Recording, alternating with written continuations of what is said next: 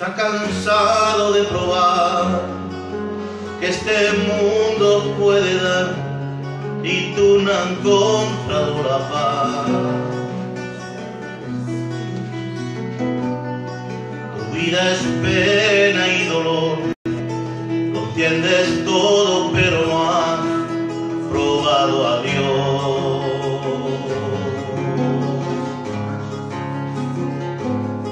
En Cristo solo encontrarás la paz que nadie puede dar. Él está mirando tu dolor. Aleluya. No sufres más, ven al Señor. La soledad te quitará de tu interior y te dice ahora a ti.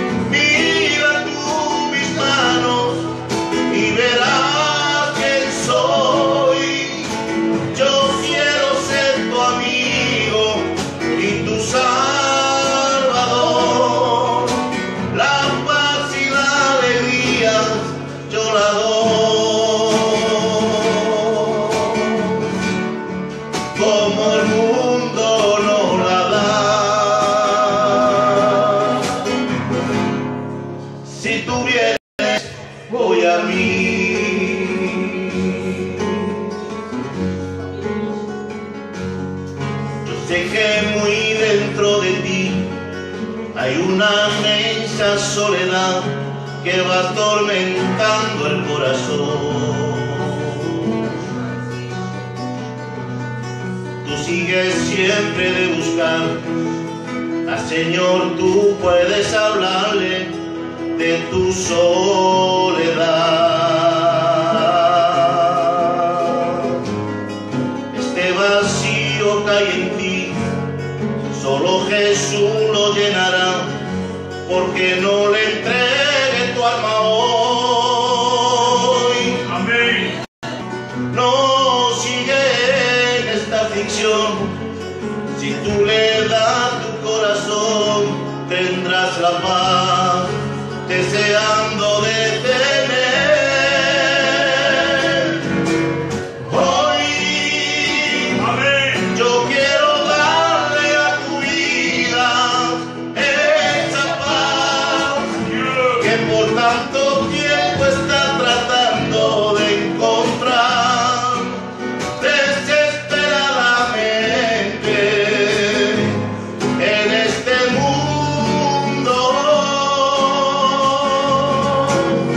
Ven a mí, mira tú mis manos y verás quién soy. Yo quiero ser tu amigo y tu salvador.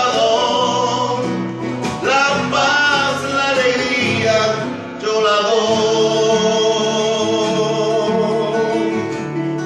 como el mundo no la da. Si tú vienes hoy a mí,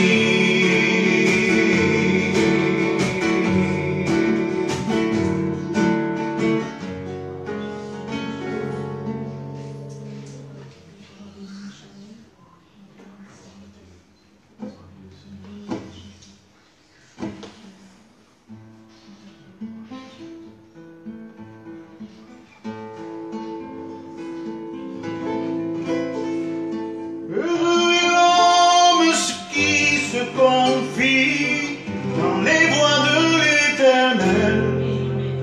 Il est comme un arbre planté auprès des courants d'eau. Son feuillage ne se flétrit point, ce qui fait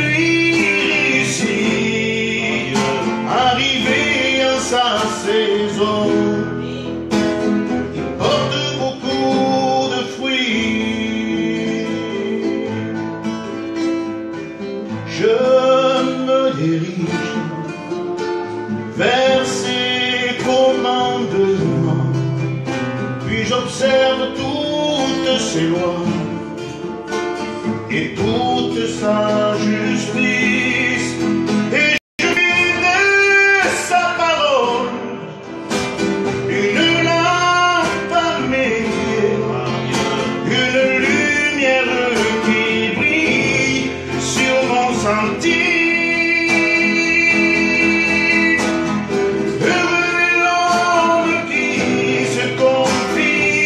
Dans les voies de l'Éternel, il est comme un arbre planté auprès des courants d'eau. Son feuillage ne se flétrit point, ce qui fait lui ici arriver à sa saison. Il porte beaucoup de fruits.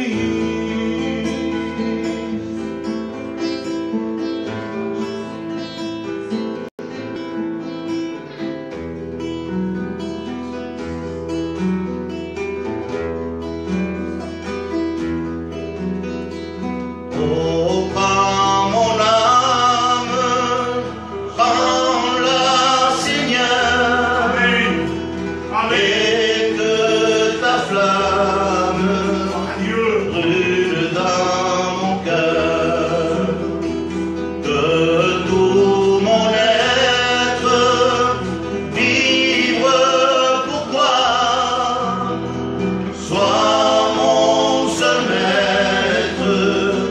Oh, divin roi, source de vie, de paix et d'amour, vers toi je quitte la nuit et le jour. Entends ma plainte, sois mon soutien. Calme ma plainte, toi mon seul bien.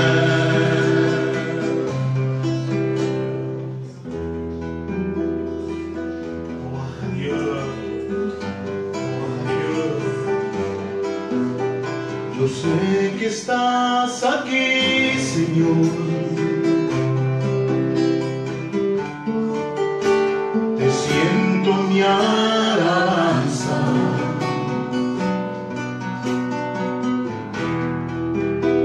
Yo sé que estás aquí, Señor.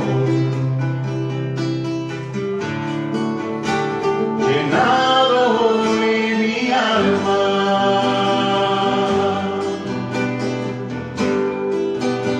Je sais que tu es là, Seigneur. Je ressens ta présence. Je sais que tu es là, Seigneur. Et tu remplis mon cœur.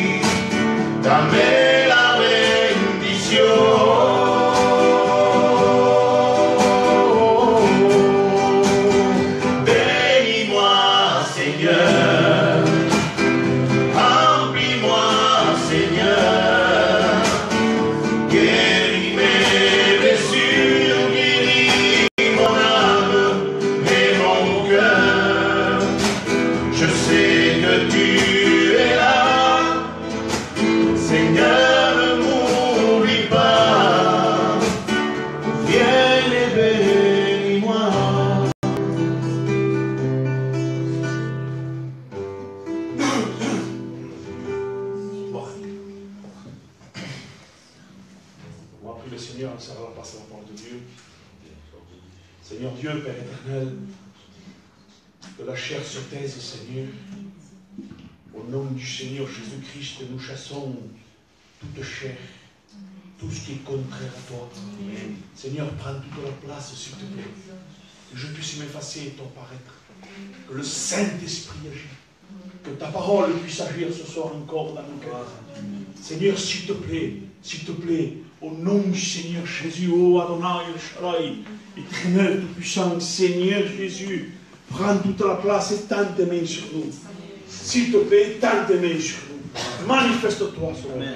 Amen, Jésus. Gloire à Dieu.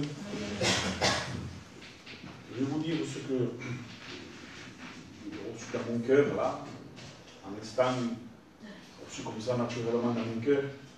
On va dire si on prie, les frères et sœurs, si on persévère vraiment dans la prière, si on obéit à Dieu, si on cherche la volonté de Dieu, si on paye le prix, si on regarde Dieu avant toute chose, croyez-moi, au nom du Seigneur Jésus, que ce lieu est redoutable. Je vais vous expliquer ce lieu. Je suis là dans ma chaise. C'est simple, on le sait. Si on fait tout ce que je vous ai dit, on persévère, on prie, on bat à Dieu avant tout. Tous ceux qui rentrent dans cette église,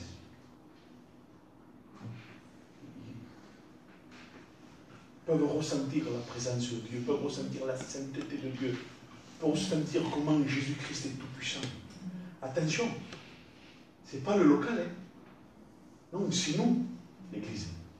Si on sort d'ici, nous, et on va dehors, l'église sera dehors. Si on fait la réunion au local qui est à côté, là, qui a des motos, là, ça sera, ce lieu sera redoutable, parce que c'est notre cœur, c'est notre vie, l'église. Et si on paye le prix, les frères et sœurs, vraiment, Dieu avant tout, croyez-moi, que Dieu bénit. Amen. Alléluia. Gloire à Dieu. Amen. Voilà, que Dieu soit loué. Vous savez, j'étais chez moi, je lisais un peu, je regardais un peu la volonté de Dieu. Et il me vient des pensées, des fois, j'analyse si ça vient vraiment de Dieu. Est-ce qu'un chrétien, ça fait 20 ans qu'on est converti, les frères, non? Ça fait 20 ans qu'on suit Dieu. Moi, ça fait 10 ans que je prêche la parole de Dieu. En février-mars dernier, là, ça fait 10 ans. Ça fait pas longtemps que je prêche. Hein? Ça fait 20 ans que je connais Dieu. Et merci Seigneur que je n'ai pas dévié dans mes messages. Merci Seigneur que je suis toujours dans les mêmes messages. Priez pour moi, les frères et sœurs. Que je puisse rester dans la volonté de Dieu. Amen. Parce que moi, je prie pour vous. Est-ce qu'un chrétien de 20 ans, hein, on va nous mettre à nous, hein, notre vie à nous, ça fait 20 ans qu'on est converti, ça fait 20 ans qu'on connaît Dieu, qu'on a donné notre cœur à Dieu réellement. Il y a eu des bas, des hauts, mais souvent on était en haut. Alléluia. Et on aime Dieu. Est-ce qu'un chrétien comme nous peut être incrédule?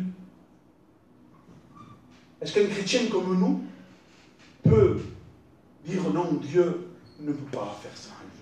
Je ne crois pas que Dieu le fait. Mais je sais qu'il est tout-puissant, mais ça, il ne le fera pas. Attention, ce n'est pas de ne pas croire qu'il ne va pas le faire, c'est de ne pas croire qu'il va le faire dans ta vie. C'est différent. Frères et sœurs, vous comprenez? C'est biblique ce que je vous dis.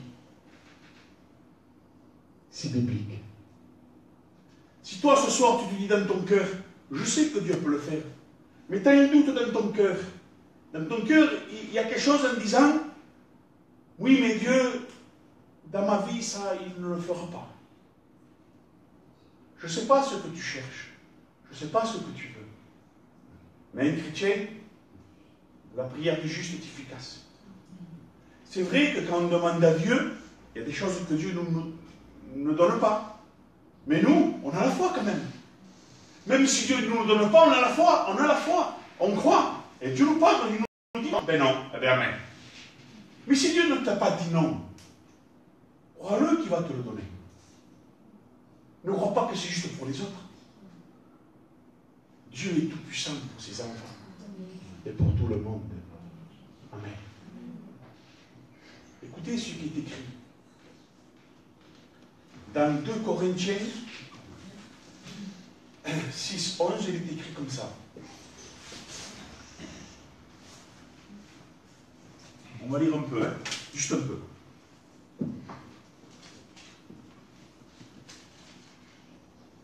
C'est Paul qui parlait de la part de Dieu. Il dit comme ça. Notre bouche s'est ouverte pour vous, Corinthiens. Notre cœur s'est élargi.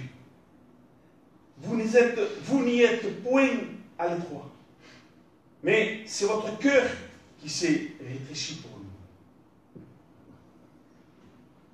Rendez-nous l'appareil. Je vous parle comme à mes enfants. Élargissez aussi votre cœur.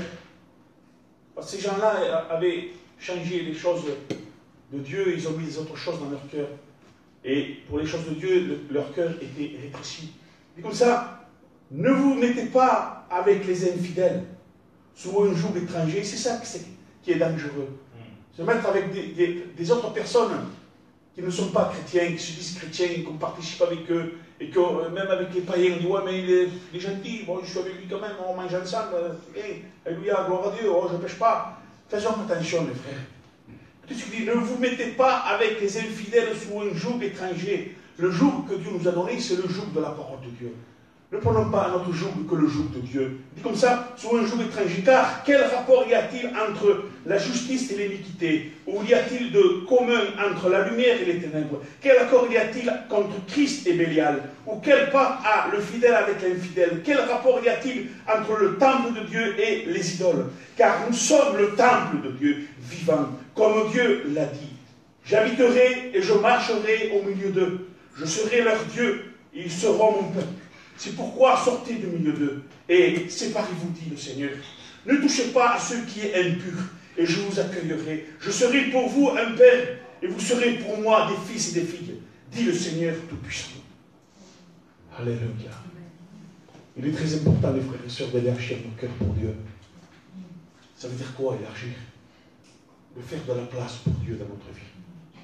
Il est temps aujourd'hui de se débarrasser des choses qui encombrent nos vies, qui encombrent nos cœurs. S'il vous plaît, au nom du Seigneur Jésus-Christ, il faut s'examiner, il faut se regarder à notre intérieur spirituel, de savoir s'il y a de la place pour Dieu. Au nom du Seigneur Jésus, au nom de notre Seigneur Jésus-Christ, le Fils de Dieu, il faudrait se débarrasser des choses qui nous ennuient, qu'on dirait que c'est bon, qu'on dirait que c'est important dans notre vie, mais ça vient de la terre. Il y a des personnes qui prennent trop d'importance aux choses de la terre, où c'est vrai, peut-être, entre parenthèses, il faut le faire parce que ça nous sert pour notre vie terrestre. Mais je ne veux pas dire des noms aujourd'hui, je ne veux pas dire des choses. C'est quoi que nous encombre? Toi seul le sais. Moi seul le sais, ce qu'il y a dans mon cœur qui encombre la bénédiction de Dieu. Je voudrais, au nom du Seigneur Jésus-Christ, vous prêcher la parole de Dieu telle qu'elle est. Au nom du Seigneur Jésus-Christ, que le Saint-Esprit agit. Que la lumière de Dieu nous éclaire au plus profond de notre cœur. Amen. Parce qu'aujourd'hui, il faut faire attention à comment on marche. Qu'est-ce qu'on a mis dans notre cœur qui empêche la bénédiction de Dieu? Qu'est-ce qu'on a mis dans notre cœur qui encombre? Jésus se sent à l'étroit. Dieu nous offre le ciel. Dieu nous a offert le Saint-Esprit. Jésus-Christ nous a donné sa parole qui est Christ. Alléluia. Attention les frères et sœurs, à pas nous embarrasser des choses de la vie. C'est de la balayure. Ça ne vaut rien. Nous prenons trop d'importance aux choses ténébreuses qui est dans la terre. Que ça sert pour un temps. Si futile, ça va disparaître. Animons-nous de l'Esprit de Dieu. Remplissons nos cœurs de la parole de Dieu. Remplissons-nous du ciel. Alléluia. Gloire à Dieu. Il est le bon berger, il est celui qui a comblé nos vies. Amen. Nous devons lui donner tout notre cœur entier à Dieu, à nos vies, à notre cœur. Afin de croire en ce qu'il va nous donner. Afin de croire en ce qu'il nous a donné. Dieu est tout puissant. Dieu peut tout. Nous mettons un mur devant nous des fois. Par notre vie, par notre marche, on traîne nos jambes, on traîne nos pieds. Une vie spirituelle qui se traîne. Un chrétien n'a pas une vie qui traîne. Un chrétien a une vie de guerrier. Une vie qui marche avec des armes. Qui combat le bon combat de la foi. Qui détruit les ténèbres. Qui détruit Satan et tous ses démons. Par la foi, par notre vie, par notre espérance. Alléluia. Il est le Dieu tout-puissant. Ne faisons pas comme ce peuple qui traînait dans le désert avec Moïse. Toujours en train de se quereller. Toujours en train de se mettre en colère contre le serviteur de Dieu. Toujours en train de rouspéter. Toujours en train de ne pas être content. Ne faisons pas comme ce peuple. Que plus de la moitié sont morts. Alléluia. Ils ont demandé à Moïse de l'eau. De l'eau, ils ont demandé de l'eau, ils n'arrêtaient pas avec ça. Pourtant, ils ont vu la mer qui se sont ouverts. Ils ont vu la manne, l'écaille. Ils ont vu à combien se manifester la nuit avec un feu, la journée avec une nuée. Ils ont vu tout ça. Et malgré tout ça, ils rouspétaient encore, ils étaient encore dans la querelle. Et tout ça a empêché la bénédiction de Dieu. Tout ça a empêché que Dieu se manifeste et de croire vraiment la volonté de Dieu. Il est venu un moment où tellement ils ont demandé des choses que par rapport à eux, Aaron et Moïse n'ont pas vu Canaan. Alléluia. Écoutez, il dit comme ça par la suite. Puisque nous avons de telles promesses, bien-aimés, purifions-nous de toute souillure, de la chair et de l'esprit, avec un petit E qui est notre esprit, en portant la sainteté à son achèvement dans la crainte de Dieu. Voilà ce qu'il faut, les frères. Voilà ce qu'il faut, les sœurs.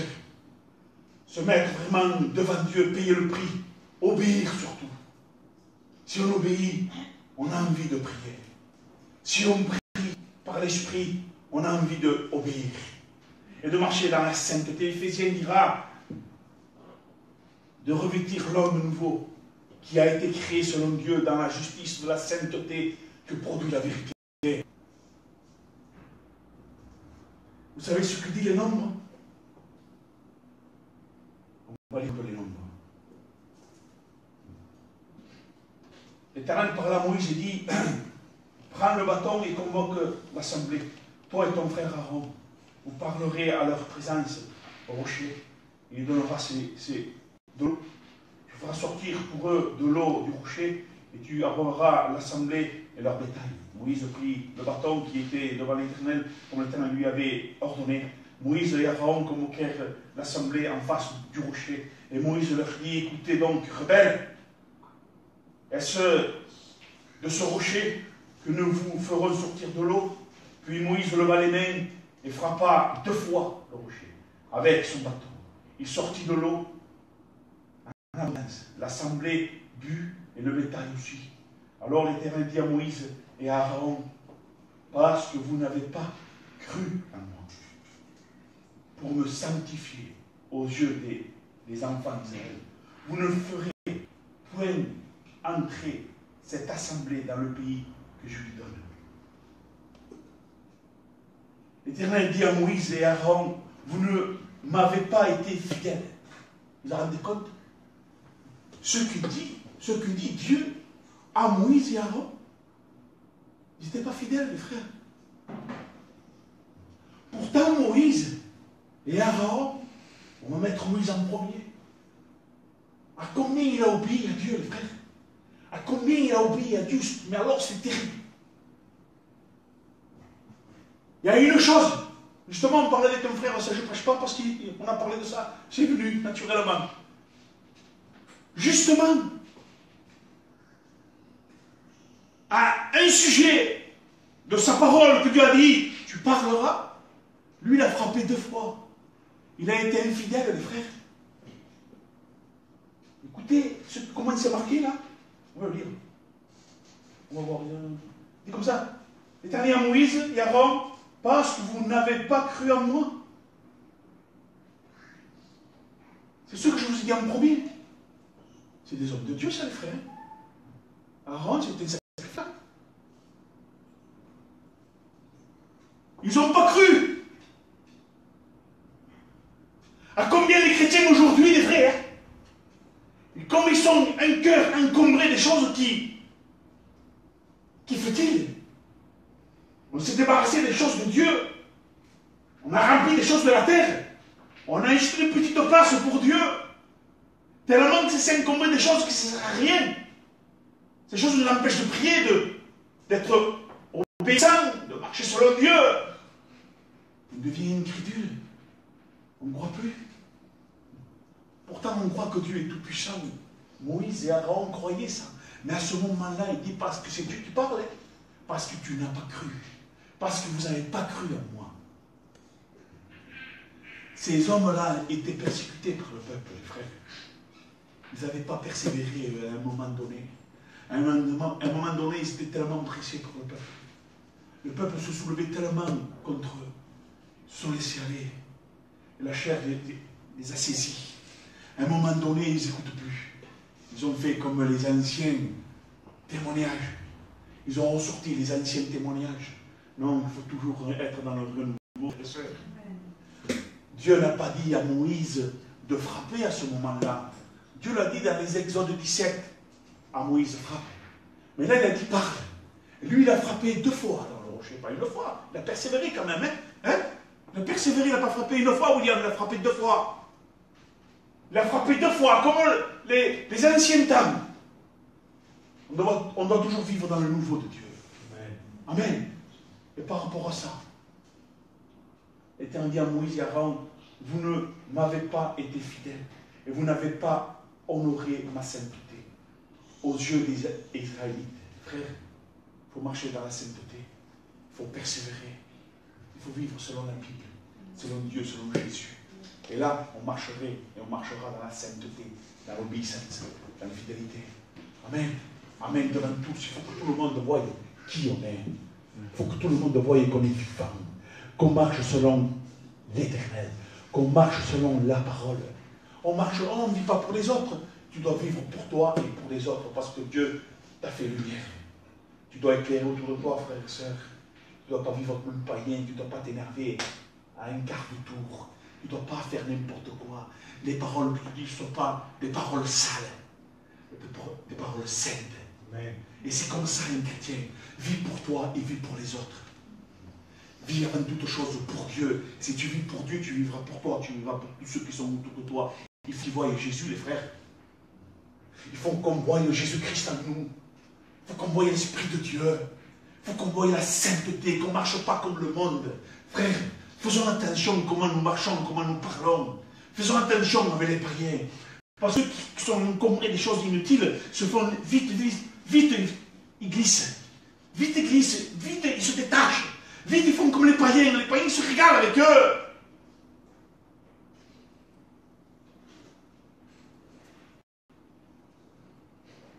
À cause de cela, il dit, vous ne ferez pas entrer cette assemblée dans le pays que je leur destine.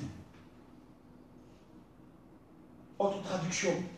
Parce que vous n'avez pas cru en moi pour me sanctifier aux yeux des Israélites.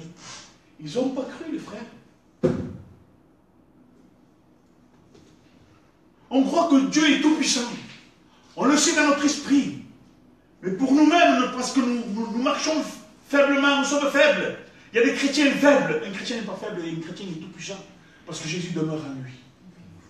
Et quand nous marchons dans la sainteté de Dieu, dans la vérité de Dieu, Dieu parle de la sainteté, de sa sainteté, de la sanctification, les frères. La sanctification égale la conversion, se tourner vers Jésus, vivre pour Jésus, accomplir, marcher dans la vérité. C'est ça un chrétien. Un chrétien, il n'est pas idiot, c'est pas un imbécile. Un chrétien ne marche pas dans la saleté et dans l'impureté. Non, un chrétien marche dans la pureté, dans la sainteté, dans la loyauté, dans les choses de Dieu. Un chrétien, il est vivant. Et comme le chrétien est vivant, quand il demande quelque chose à Dieu, il a toujours une réponse, frères et sœurs. Même si Dieu dit non, eh bien, tu m'as dit non, amen. Croyons et crois, si tu marches selon Dieu, Dieu vit en toi. Mais si tu marches comme, un peu comme ci, un peu comme les hommes là-bas, un peu comme ces chrétiens-là, ça va, ils ont quand même l'Esprit de Dieu. Non, celui qui a l'Esprit de Dieu, c'est celui qui fait la volonté de Dieu. Celui qui a l'Esprit de Dieu, c'est celui qui a donné son cœur à Dieu et qui persévère, qui se tient dans la pureté, dans la sainteté. Ce n'est pas un charlot, un chrétien. Ce n'est pas n'importe qui. On ne peut pas vivre comme le monde et comme Dieu. On mélange tous, non. On vit avec Dieu ou on ne vit pas avec Dieu, frère. On est chrétien ou on n'est pas chrétien. Ce n'est pas une chaise d'assemblée qui va nous dire, oh, je suis chrétien, ça. Ce qui fait le chrétien, c'est d'abord la repentance, le sang de Jésus sur nous. Et on contemple la parole de Dieu. On la vit, frère. On a une vie avec Dieu. Un chrétien, il a une vie avec Dieu.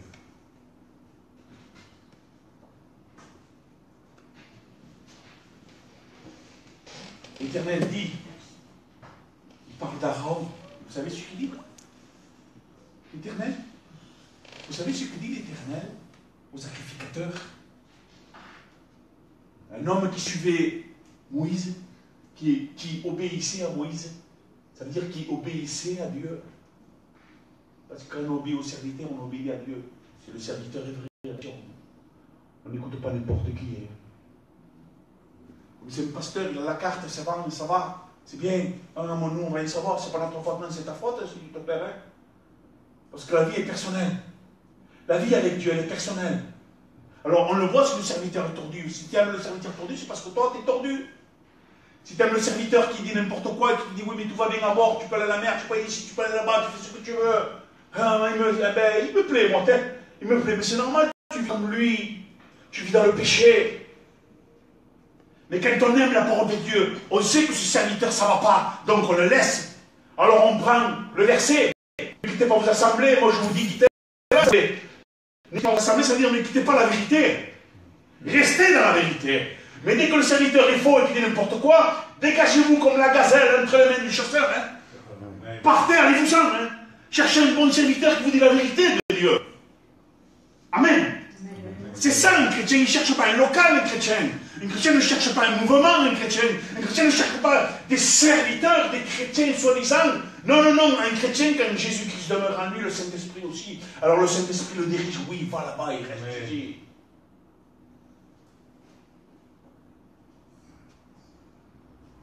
Alors l'Éternel, vous savez ce qu'il dit l'Éternel à Moïse? Il dit, Aaron n'entrera pas dans le pays parce que vous avez été rebelles à ma parole. Attention les frères et sœurs de ne pas devenir rebelles à la parole.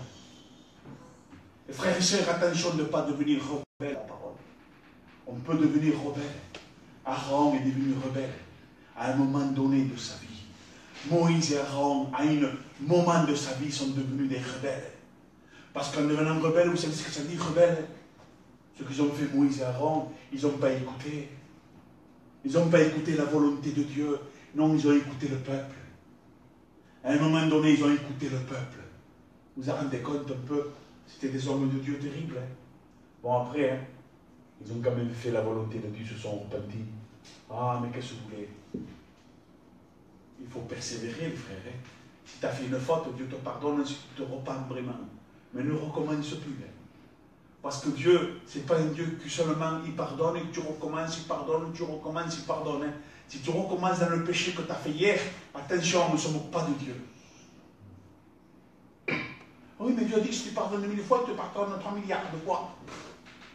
Oui, prenez ces paroles-là, les change, les mets en parole. Ah oui, mais Dieu pardonne tout. Oui, c'est vrai. Mais si tu as péché, que tu as pris ça, mettons, tu as péché, c'est un péché ça. Pardonne, Seigneur.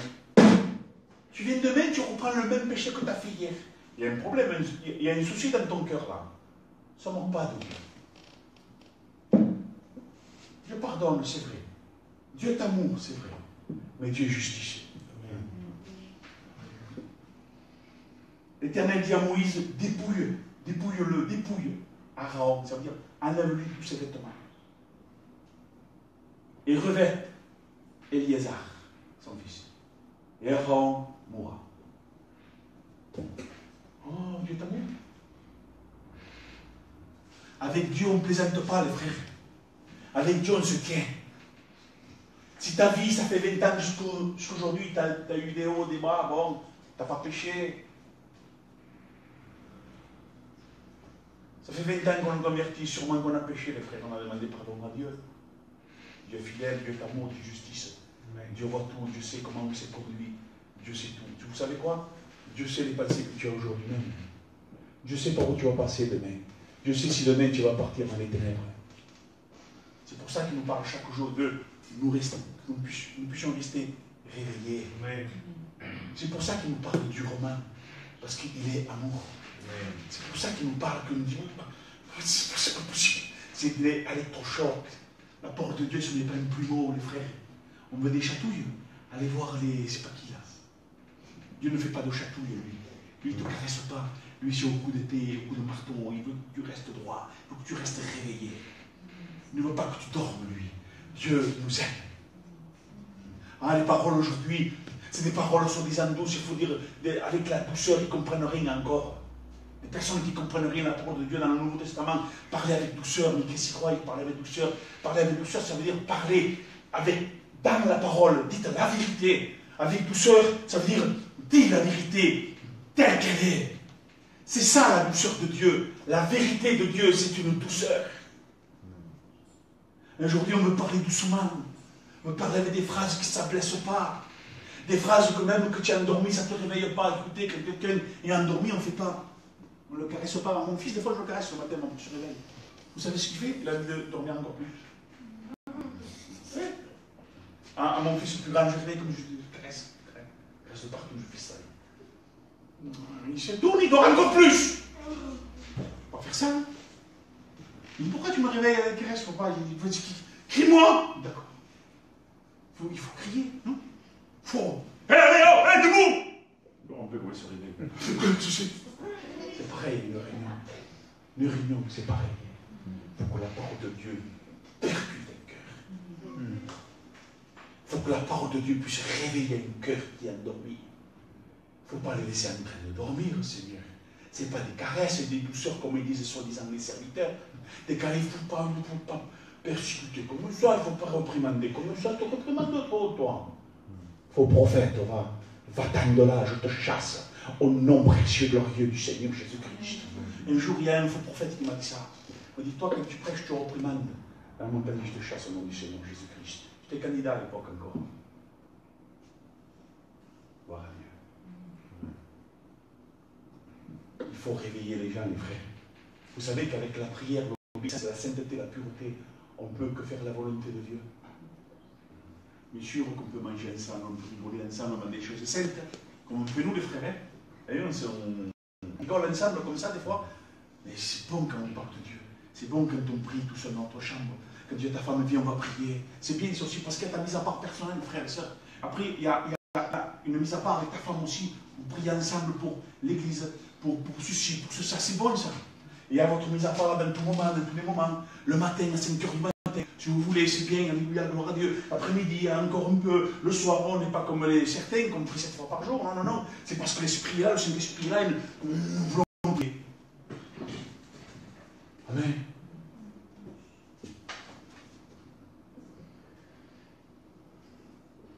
Gloire à Dieu. Vous savez que quand là, j'étais déjà, Éphésiens, non, dans les Nombres, c'était la deuxième fois où le peuple se soulevait contre Moïse. Il y a un rang pour de l'eau, parce qu'il voulait de l'eau. C'est normal. Qu'est-ce que nous voulons? Quelle eau nous voulons? Parce que cette eau que Dieu a fait sortir de là, il la compare à de l'eau qui lui-même appelait l'eau de Mériba, qui veut dire querelle. Quelle eau nous voulons? Quelle parole nous voulons? Nous voulons une parole de querelle. Parce qu'il y a beaucoup de chrétiens qui entendent la parole de Dieu. Eh bien, Dieu, après ça, parce que ça perturbe un peu, ils sont dans une querelle. Donne-nous de l'eau. Pasteur, nous on veut de l'eau. Alors le pasteur, il est tellement faible. Il sourit au moment où je vais vous donner de l'eau de Mériba, de l'eau de querelle. Parce que vous allez mettre Dieu à l'épreuve. Alors je vais vous donner de l'eau qui vient de moi-même. J'ai frappé 2 fois au lieu de parler. Alors voilà, tout est bon, tout est bien. Ah, vous êtes beau. Alors voilà l'eau de Mériba, une eau de querelle, parce qu'ils ont fait, se sont querellés contre Moïse, contre Aaron. Donc ils ont donné de l'eau eux-mêmes. Ils ont frappé de folle de parler, ils ont obéi à Dieu. Obéir à Dieu, les frères. Et c'est pour ça que je vous dis, priez pour moi. Enfin, que je prêche toujours la vérité de Dieu. De ne pas vous donner de l'eau de Mériba, mais de l'eau qui représente la parole de Dieu, qui vient de son chef de gloire. La vraie parole qui percute le cœur, qui donne la vie. Amen. Et là, le peuple cherche querelle à Moïse. Il dit, donne-nous de l'eau à boire. Le premier, dans les Exodes 17. Moïse leur dit, pourquoi? Il dit comme ça, Moïse, pourquoi me cherchez-vous querelle? Pourquoi tentez-vous l'Éternel?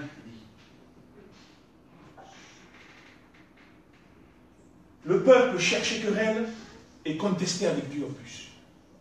On ne conteste pas avec Dieu, Laurent. On ne conteste pas les frères et sœurs avec Dieu, on ne peut pas contester. Oh, mais moi j'ai un caractère qui est... Je m'emporte vite. Elle ne cherche pas querelle à Dieu, demande à Dieu que tu l'enlèves tout ça. Oh, moi je prends du temps pour ma vie, mais ne cherche pas querelle à Dieu, ne cherche pas querelle. Le Dieu va te faire mourir. Hein. Il va te dépouiller, il va t'enlever tout ce que tu avais, tous les vêtements de sacrificateur que tu avais, il va te l'enlever. Tu vas mourir. On ne plaisante pas avec Dieu, les frères et sœurs. Attention de ne pas être dépouillé par l'Éternel. Soyons toujours avec ce vêtement de sacrificateur, de justice, un vêtement de sanctification, de sainteté, que Dieu ne puisse pas nous dépouiller de ça, parce que tu es incrédule, tu es un rebelle, tu as désobéi, tu as fait attention à ta famille, à ton peuple, à ceux qui sont autour de toi, attention à nos enfants, attention à nos familles, attention à tout ce qui se passe autour de nous. Dieu va te dépouiller si tu continues. Restons avec les vêtements de Dieu. Parce qu'il y en a beaucoup qui se dépouillent eux-mêmes. Ils s'enlèvent le vêtement, que ça dépend l'endroit. On change de travesti. Ils changent de personnalité. Il y a des chrétiens travestis, les frères et sœurs.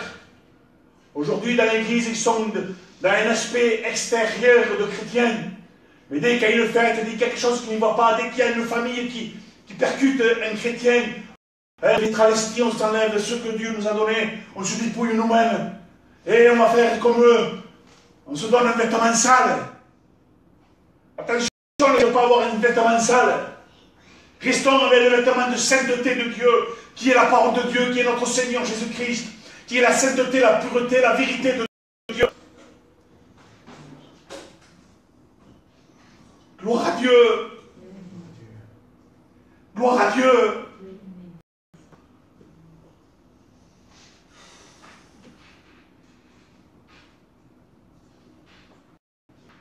Encore une fois, la deuxième fois, on cherche querelle encore à Moïse. Et Moïse frappe 2 fois sur le rocher. L'Éternel dit, en parlant de l'eau qui sortait du rocher, ce sont de l'eau de Mériba, qui veut dire querelle et épreuve, où les enfants d'Israël contestaient avec l'Éternel. Ils ne nous ont pas montré,